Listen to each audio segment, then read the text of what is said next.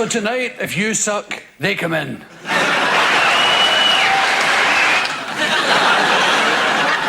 I always wanted one of them. My manager promised years ago, he said, do it right, Bill, and you can have your name in pink. Who did that? It's decidedly average to be here. It's kind of live and telly, isn't it? And I've never seen so many famous people in my whole life.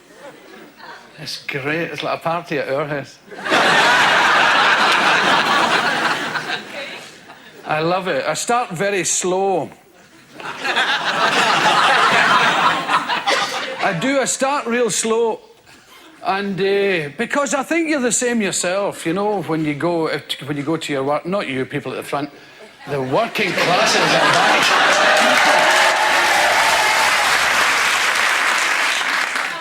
The ones they talk about in those political programmes as the ordinary people. All you ordinary people up there. Well, when you go to your work in the morning, like 8 o'clock or whenever you start, you don't sort of go 8 o'clock and into it.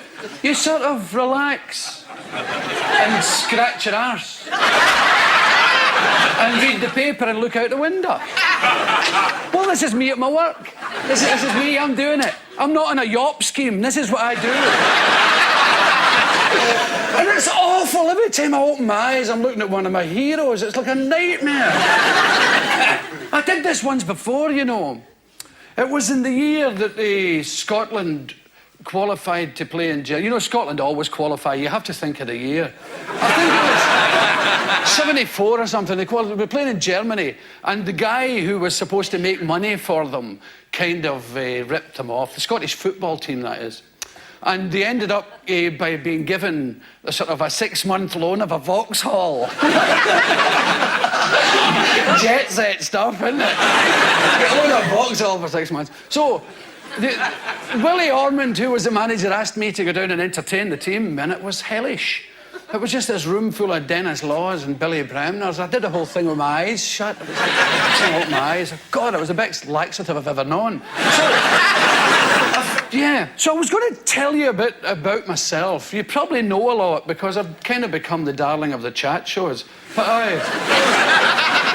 I should tell you I lie a lot.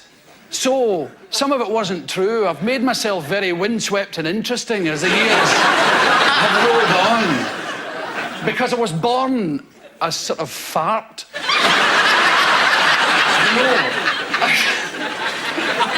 I've tried everything to be exotic. You know, I've fought being plain all my life, but it keeps coming back. I always look... When I buy something expensive, I look as if I stole it, you know. That's what I look about me. You know, people give me presents, you know. Like Cartier glasses, and the police go, where'd you get them? And they stole them out of a car. So it's weird, you know. I've got this mark on me that says nothing. And I don't know where it is. God knows I've tried everything. But I was born in Anderson in Glasgow, and it's sort of down at the dockside there. And I don't remember it much because we left when I was about 3 or 4, and I was brought up in Partick in Glasgow, where Partick Thistle originally came from, the football team. Partick Thistle FC. I say that because most Englishmen think they're called Partick Thistle Nil, right?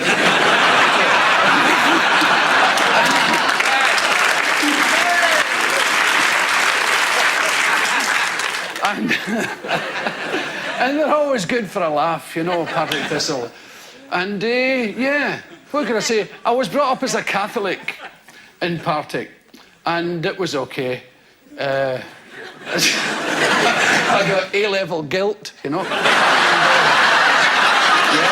Every time I interfere with myself, I think I'm going to hell, you know.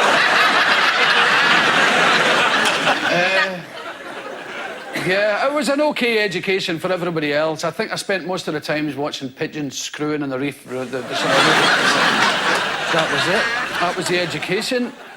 But I was very lucky because there was full employment on the Clyde, you know, and that was the way of Glasgow then. The shipyards, the schools opened their doors and the shipyards opened theirs, and everybody poured in. And I became a welder. I was actually becoming an engineer and joined the wrong queue. And it's the truth. Because there was everybody had jobs, go like, engineers this way, Mr. Hughes, and I joined the wrong line and became a welder. And I started being an apprentice welder without even knowing what a welder was. I didn't know what you pressed to make it work, for Christ's sake. The stuff. That was it, and I joined the Territorial Army to make myself a bit more exotic. I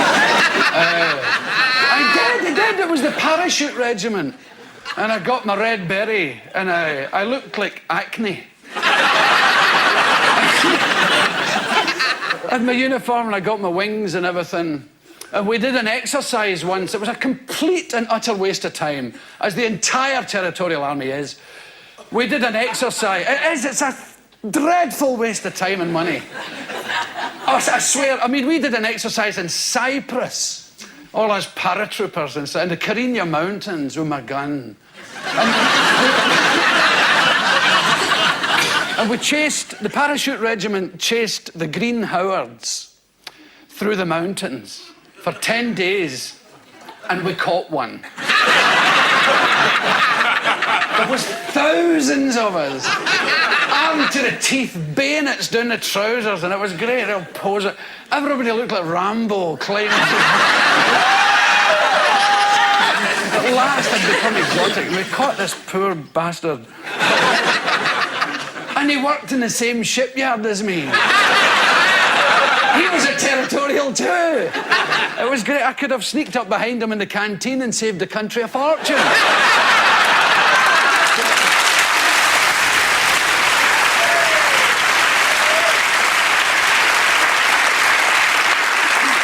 And to give you, for those of you who don't know what I do, that must include me, really. I've never really understood what I do. But I've been intrigued for many, many years, since I was a wee boy, with the way ordinary people behave.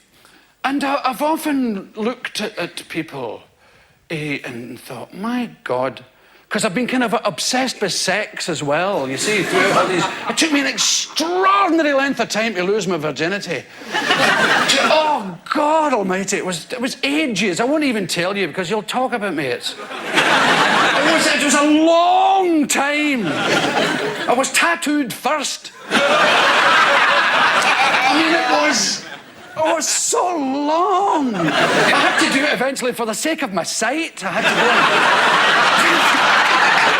Purely for reasons of, visibility. I was going mental. I was becoming a funny shape.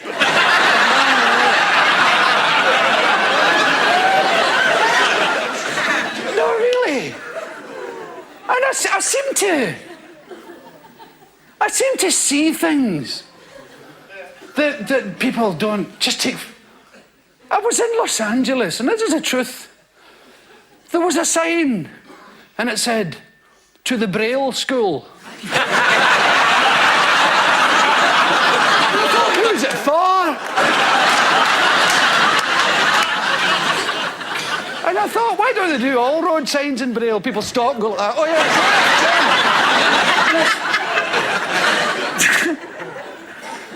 And it's odd, I must say.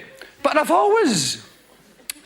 there's something about I don't understand very much. I'm not saying love me, I'm thick, right? But there's a lot of things that my brain won't allow me to understand. You know, because they're so incredibly boring. And God knows I've tried. Especially with politics, and you get 2 pages, you go, oh, bollocks, who cares? Who cares? I mean, that's how I've become a kind of anarchist, you know.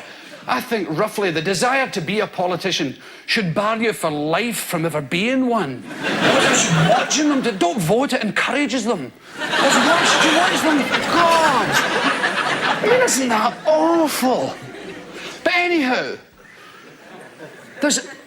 I tend to look at it slightly different. And I look at singers on the telly, and I look at Scottish singers, and I think, what are you doing? And you see, and I'm a Scottish person, right? You probably noticed. And I look at these Scots on telly. They're sort of singing shortbread tins. You know? It's the whole nation. They're singing about this garbage. Oh, the mountains over here and the rivers over there.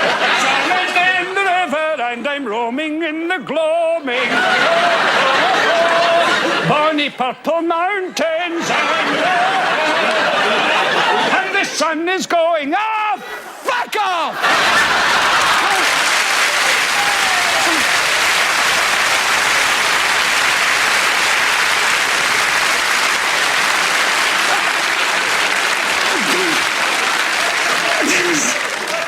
I don't even begin to understand that. Because the folk music is actually wonderful, the reals, but they avoid that like the plague in order to sing this stuff. And it's all written here in London. These strange wee men who have never seen Scotland. And one of them got found out about 5 years ago. He wrote a song called The Blue Misty Hills of Tiree.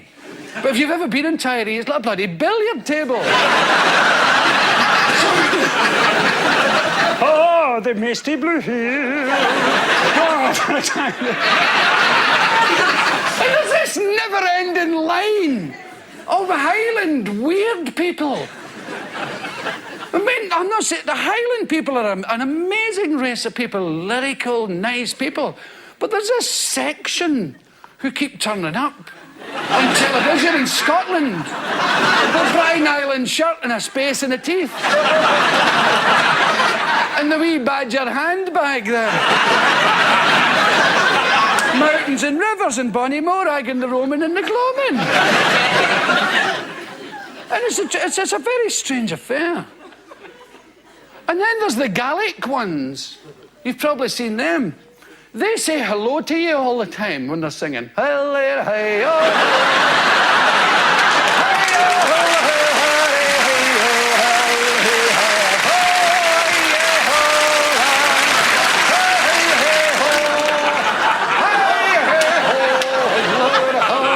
This is a song they do when they're mashing up the Harris tweed to send it off, and they say, why are you wearing a Brine Island shirt?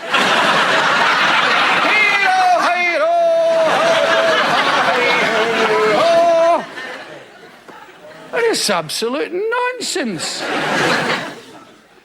And we seem to produce in Scotland a kind of religion that's very strange too. It's the most patronising thing in television except for the weather. It's Wincy Willis here. Hi, Wincy Poo. I was just thinking, have your television treat you like you're 4 years of age? Now, here's the weather. This is the country where you live.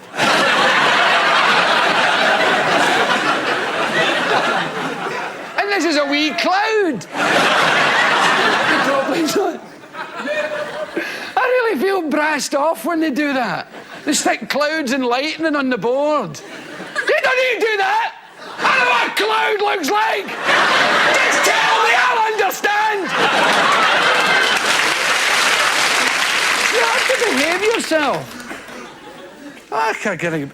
But anyway, I was saying, that kind of singing, you know, the women sing kind of weird up there. They've spoiled a lot of great songs. You know, Robert Burns wrote some real crackers, and they spoil them with that strange way of singing. Because ordinary people sing okay. Not really. And the whole thing is organised by people who've got second names instead of first names. Crawford. Crawford, have you seen Finlay? Who are these people? They're alien. The surname clan have taken over. Campbell, have you seen Finlay? Oh, he was with Crawford and Torkel. What are you talking about? And the women dancers are great, you know, they're all giving it a bit of that. And it's funny, winsome and buxom, and the men are getting a bit light on the loafers. It's a bit strange. It's a bit like ballroom dancing's getting the same. Like people doing that. What are you doing? If you did that in a Glasgow dance hall, you'd last about 10 minutes. An elastic suit or that, no? What's that? And what's the paso doble? Nobody actually does the paso doble except them. And drunk people on holiday in Spain. So, and then religion, as I was telling you. Now, religion's a real growth industry in Scotland. The BBC religious department's got 14 offices. What do they do all day? You can't hear the typewriters for the rattling of the rosaries up there. So it's very odd. And they've got this never-ending procession of wee men who come on at night and tell you how dreadful the world is. And then in the most patronising possible way, try to introduce you to God. Now, if there's a God, and I suppose there is, really, because I've always thought, if you believe in God, if anybody believes in God, there is one, you know. And it's not up for question. But these wee men come on and try and tell you. And the ones on England and the Radio 4 in the morning aren't any better. They seem to have this never-ending line of people called Nigel. They'll tell you all about God in this strange fashion. Yes, I went to a football match the other day.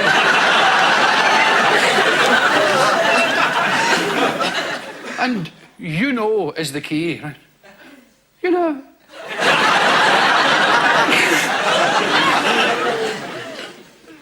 I went to a football match the other day and it was terribly exciting. I watched with bated breath. It was Tottenham Hotspur, I believe. They were playing another bunch of chaps. They were very, very good anyway, but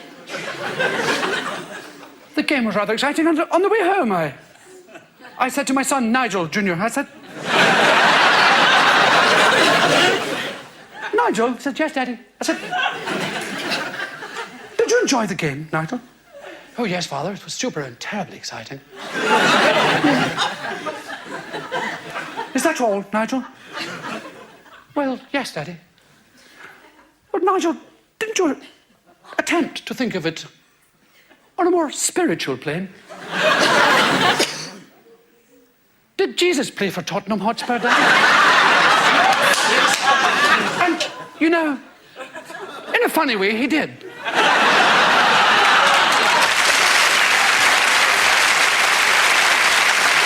And the other bit about my life before I got here, to this stage, you know, to this part of my life, and I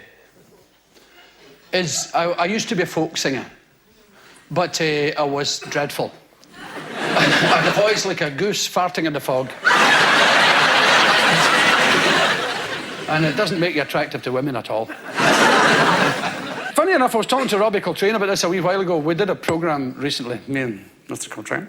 And we were talking about the way real people, you know what I was talking about, all that, and the way real people, so I used to go to parties,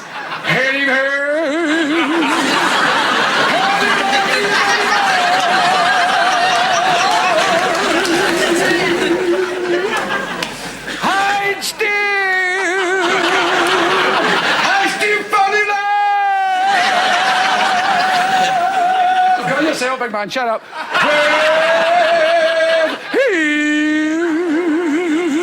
See, now I loved that. I used to go to parties and listen to these men singing for years. I didn't know it was English. I thought it was some weird Scottish language. I went round the music shops of Glasgow trying to find the words. See, well, how does it go? Well, it's it goes head of hall.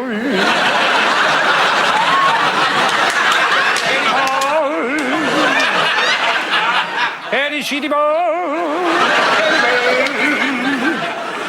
No, I don't know that one. And they weren't like London kind of showbiz parties? You get a huge carry-out first. You get a dozen beers and a half bottle of whiskey. Right. So you better get some Bacardi. There might be women there. Oh, OK. And then with this carry-out bag, you've seen these carry-out bags. I know they're sort of... Well, I don't know if they've got them in England now. They certainly didn't. They used to have them. It's a carrier bag with a brewery on the side there. And off you go, looking for a party. Now I mean, you haven't been invited anywhere. You don't get invited. They sort of happen. So you get the bag and then you go along these tenement streets listening.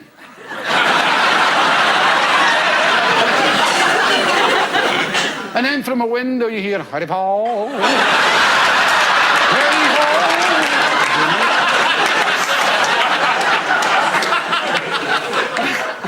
I'll do the big man. Easy, up we go. And then when you get there, if this ever happens to you, just tell them Jimmy said it was okay. There's always a Jimmy in the room. I met a guy doing the boozer there. Jimmy says just to come right up. What do you look like? Oh, he was a bit pissed, you know. That'll be him, the guy. There's somebody upside down behind the telly. That's the man, it's the very man.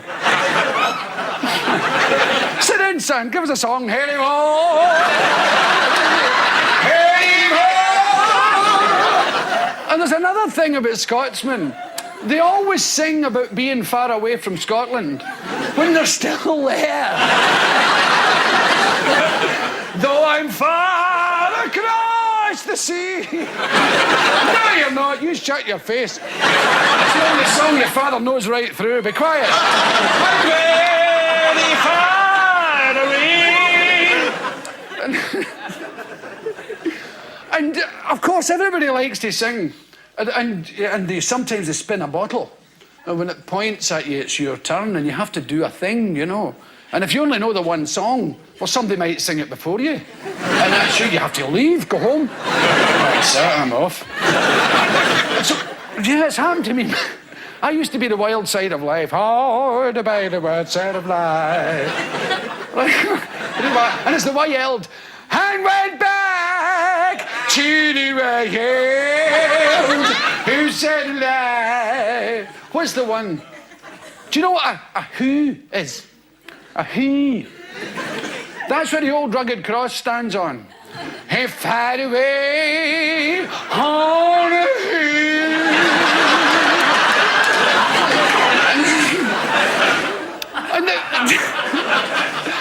And the priest used the priest used to come round visiting the houses, you know, to see how everybody was doing. And they were always wee lonely men. They always looked cold, priests. I think we'll have a clean, you know, cold-looking men. Come creeping about. They say, here's a priest coming. Put that television off. Right, get to your rooms. Come on, hurry, get to your damn rooms. The priest's coming up the bloody stairs. Get to your damn rooms. And then, see, priests think the world is full of broken televisions. Everywhere they go, it's not working. See, a guy once told me the Queen thinks the world smells like paint because 10 feet in front of her, there's always a guy giving. And as I say, I lived in the tenements there, and there was a warmth about the whole thing. I've always seen tenements as kind of vertical villages. People say, oh, the deprivation! Oh, my... Nonsense. When you're a wee boy, it's not like that. You know, it felt great. You know, there's all these nice neighbours and the big wooden toilet seats then. You know, luxuries. You know, you didn't lose the power of your legs reading the Sunday paper. Yeah. You know, maybe it's my age. I can't walk halfway through the...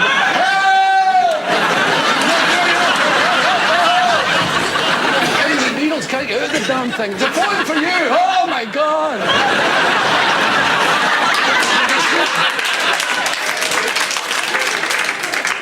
The only other time I ever felt like that, I had a drink in America called a zombie. Have you ever drank zombies? It's a kind of muddy coloured. I would advise you to do it. It's an extraordinary concept. You get drunk from the bottom up. They're perfectly lucid. Talking away. Oh, yeah, I've been there. Yeah. Have you got the time? That was that British time. You've been very, terrific. Jet setty in Urbane.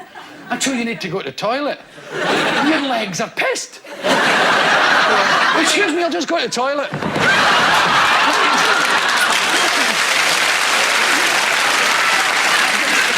And you can't get up, you see? Come on. Flint Chick Murray once told me he fell in the street and a woman said to him, "Did you fall?" He said, "No, I'm trying to break a bar of chocolate in my back pocket."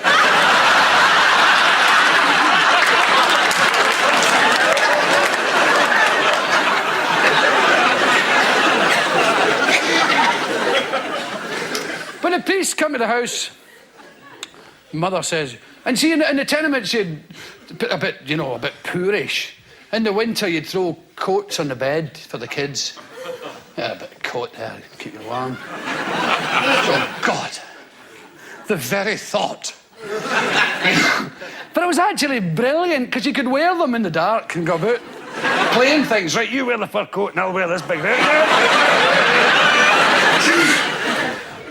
And the priest's in having the corned beef sandwiches and the custard creams. Have another crumpet, Father. That's what they're there for. Come on, get it down. Thank you very much, Mrs. Connolly. There's bedlam in the room, but... Will you be quiet? We're trying to be quiet in there. Can hardly hear myself thinking here. I'm trying to talk to Father Flanagan here. The noise is deafening you. It's him, Mummy! It's him again! He's taken more than his fair share of the coat! What are you talking about, coat? There's no coat in there! I don't know, it's a fertile imagination. The coats are all in the cloakroom. It's a ruined kitchen. Bloody cloakroom. She thinks it's a dance hall she's in. The coats are in the cloakroom, and well, you know it. Down on the mezzanine floor. Near the luncheonette. Next to the breakfast bar.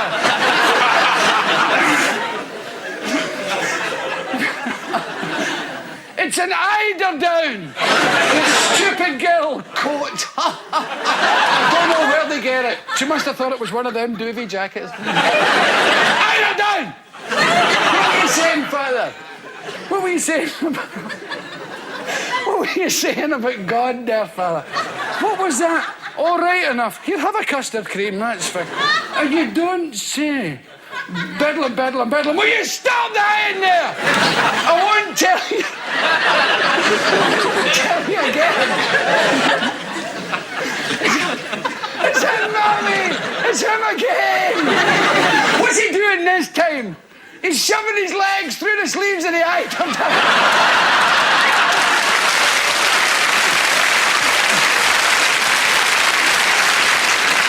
See, I've always had trouble with communication. And it started at home. Nobody could ever talk to me. You say, "Dad?" I say, "What?" And everybody I knew was the same, all my friends.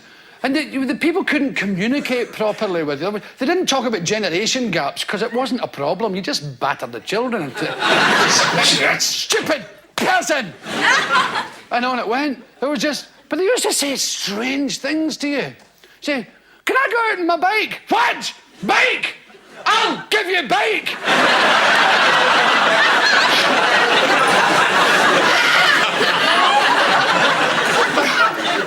I've got a bike. Don't talk to me like that. And don't think that about me, boy.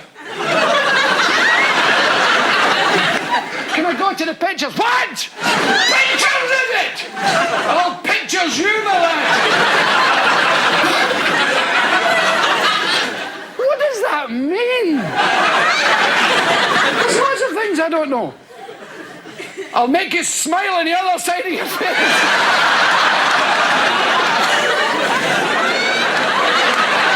What are you going to do, slash me? And look, there's one they use in Scotland. "I'll take my hand off your face, my boy." putting on at high speed, I didn't fancy. No. I've started touching my willy. It's one of my more sort of disconcerting traits recently. Because I've been talking about people who touch theirs, and it has led me to touch mine. And there's a strange comfort to be had.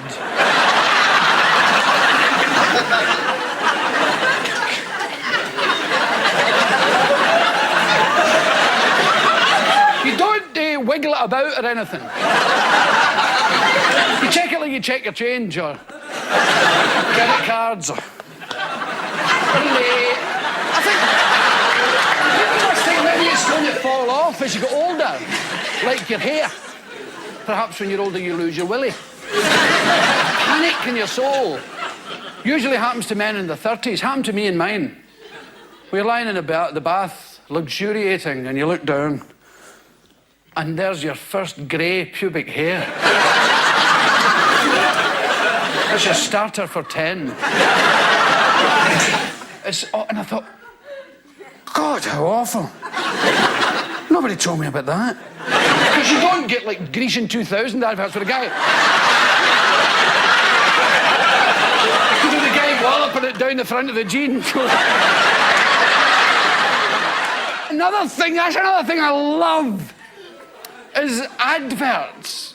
I love that the lie. I like lies on that scale. Especially, because there's nothing wrong with lies. They're fabulous things. My God, I'm a liar for a living. There's no one to take my word for it. There is no recession. I am loaded. Like the Dow Jones Index, I don't even know who the man is. Right. Wouldn't speak to him if I did. So, what was I about to say?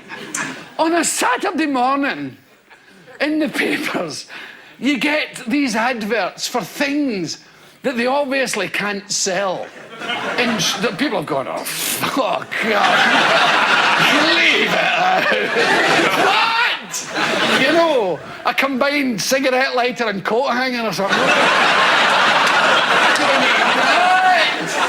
Right, so, you know those kind of things, you know, hat and shoes to match. So, yeah, you know the kind of thing, you know, open neck flannels. So, yeah, bowler hat with sleeves, you know the kind of... People have a sort of ideas and they go, that'll take on. On a Saturday morning they appear. Trench coats. Smart trench coats. State size. And there's always a drawing. There's never photographs of these. It's always a drawing of some other bloody coat. It's certainly not the one you're getting through the post. And they sell great things. I've always been tempted to send away, especially for the big slipper. Have you seen the big slipper? I think these adverts are for people they're aimed at a section of the community who don't go anyplace. They watch the telly all the time. You know, well, I suppose your trench coat, you can watch telly in your trench coat if you like. But it's a one big slipper. And you put your 2 feet in it. And you watch television. In your slipper. And each in a family can have a slipper each. Right. I was always going to buy 2. I was going to buy a pair and leave them in the fireplace. When I'm going out at night, in case a burglar comes in. Who lives here, for God's sake?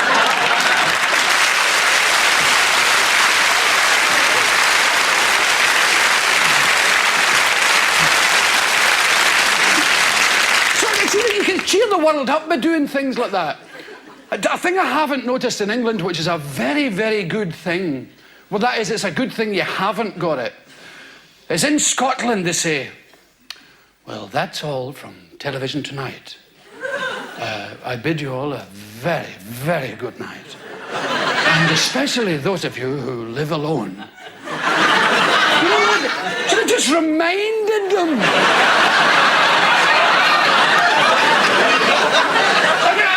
were terrifying, they say. And those of you who live alone, don't forget to lock the windows and stuff like that. And make sure the flamethrower's working. And the Doberman pincher's got the elastic band round the willy. Keep it on. Don't let it nod off.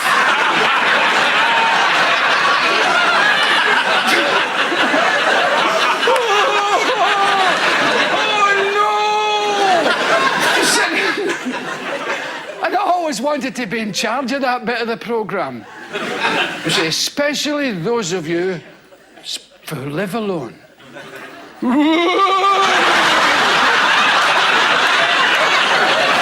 God's sake, don't look behind you! Don't turn round!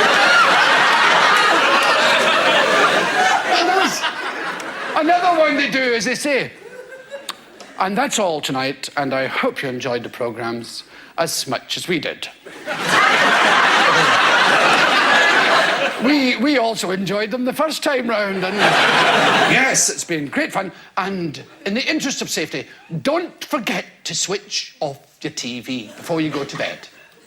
And for super safety, take the plug out of the wall altogether. Because the house could go on fire. The whole family could be barbecued. And they say, all right enough, I must do... If I was the guy doing that, I'd sit at the desk, going, right. He'll be near the telly. He'll be stretching his hand out to put it off. Leave it alone! Do as you're told! Get back to your seat! I'm not finished! That's... But these adverts, there's the big slipper. And save pounds! They have a pound sign that goes down and down and down. Save! First three S's. Cut your own hair! With this thing! And they have this lethal-looking thing with things down each side and a handle. And of course, you buy it and you go, my God, the minute you 3 feet from your hair, a big chunk falls out the side. Because hair's like that. You know, you've always, the barber always feels the hair that's dead as he's cutting your hair. You don't, you just see the result. But when you're actually just chipping away, it's a huge lump. It feels like a massive big lump. Oh my God. But I'll give you a bit of advice. Where are you going? Get back to your seat! Nobody leaves! Okay, lock the door! You're stalling something! Nobody leaves this building! I'll get him! Where's my bloody gun? Right. So if you buy that thing, and you'll be in the bathroom trying it because you don't want your family to see that you've bought it, the normal thing is go, oh, bugger that, and leave it. Throw it immediately in the bin. Because the time will come when you're out with the lads or whatever, you're at a party, a bit pissed. Yay! Take him in, do. Oh, there's that thing! Hey! That'll do me! That's brilliant! It's a dawdle, look at that! Arthur Scargill!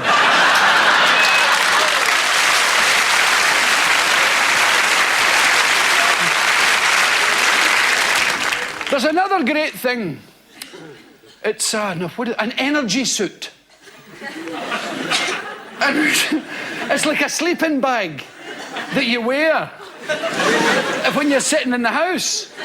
So sleeves and things. And the idea is to save energy, so you put your big suit on and your slipper there.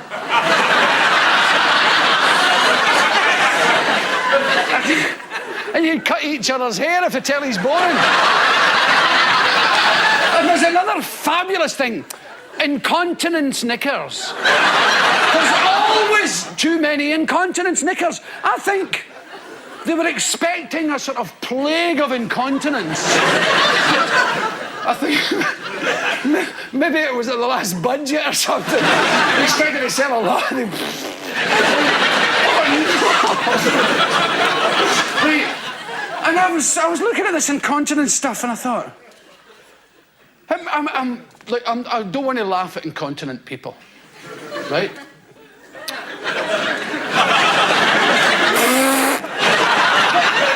It must be terrible, right? Being incontinent. You know, you get all dressed to go out and you go, psh.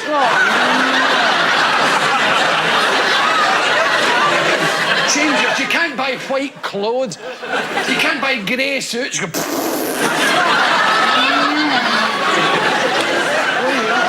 Jesus Christ. Right. Because young people are incontinent too. I mean, it strikes at all ages.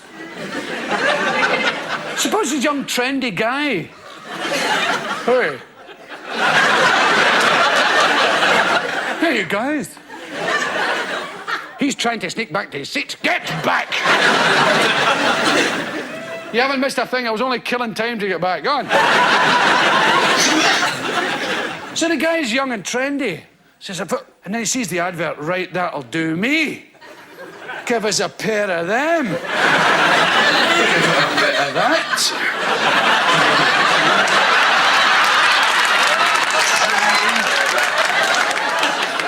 That's the very fellows for me.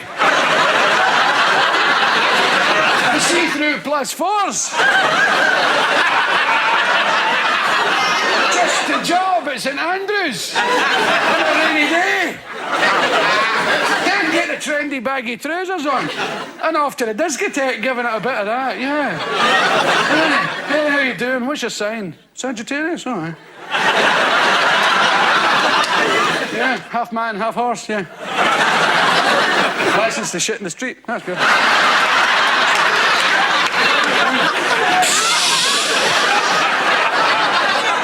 Cares not a jot.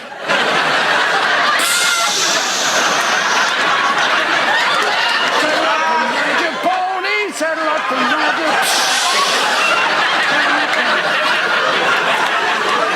What's happening later, yeah?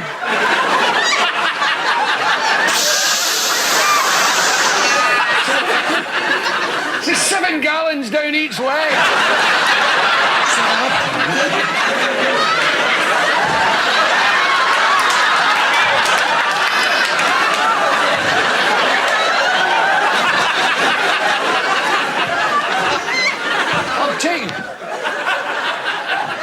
I'll take you home in a minute.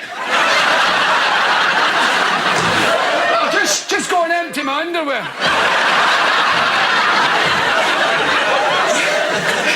Into the toilet and loosen the thing like that. The Thames level goes phone disappears. They're fabulous. You should read these adverts. And the energy suit. See, so you can wear them under your energy suit. And my favourite, dog bags. Keep dog hair off the furniture. With this breakthrough dog bag. And it's a bag you put the dog in. 8 times out his day.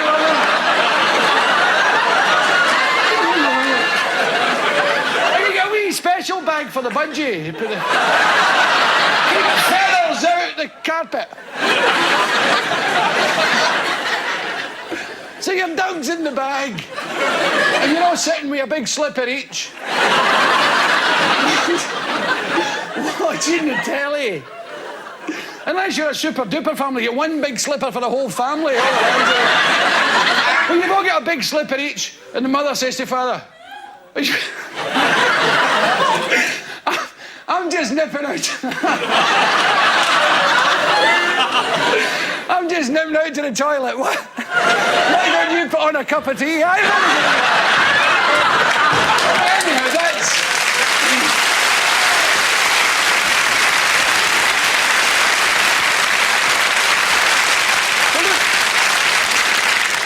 I'm going to leave you. And I'm going to leave you with a complaint. This country is in a terrible state, according to some people, and I know why. Now, they blamed it on lots of things, and all unemployment, and the value of the pound, and all sorts of other magic things. It's because the national anthem is boring. Don't get me wrong. I'm not arguing with the lyrics.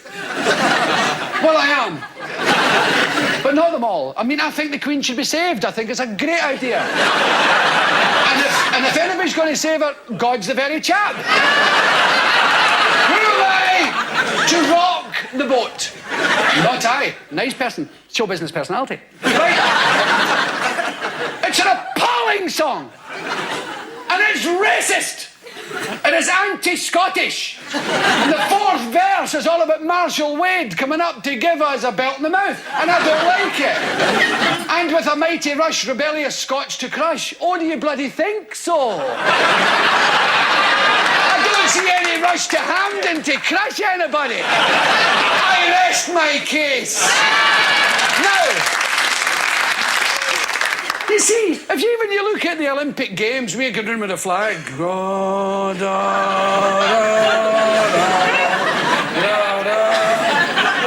We've been lapped. The games haven't started yet. These emergent nations are coming out. Right. We come from Jablovia and we don't give a shit.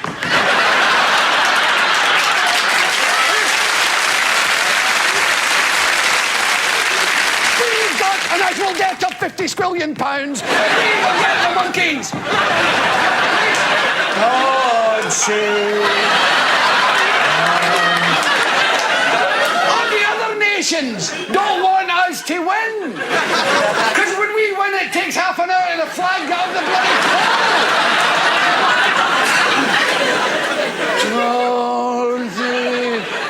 No wonder Daley Thompson's scratching him.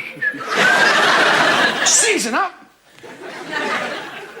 So I think it's time for a change.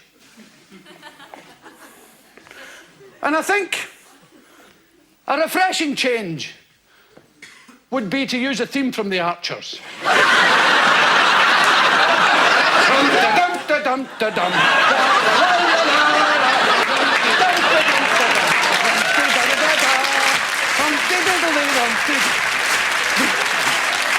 Can you imagine it? Trooping of the colour. The Queen sitting in a horse like that. La la la la la la la.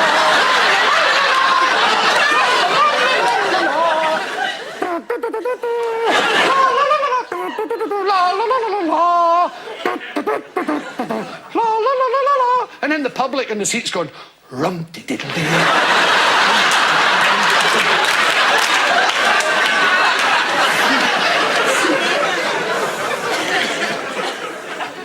So let's give it a bash here. 1, 2, 3. Now just think. Now that's going to be the lyrics. We're not going to change a thing. It's going to be rum-de-dum-de-dum-de-dum. La la la la la la. Rum-de-dum-pa-pum-pa-pum. Dum-de-diddle-de-dum. Just think the new immigrants can learn it on the bus on the way in from Heathrow. How do you feel as a new immigrant? You get off the bus, you know the bloody national anthem. La la la la la la la. So, ladies and gentlemen, thank you very much for listening to my inane drivel. It's been an absolute pleasure talking to you. You've made a happy man very old.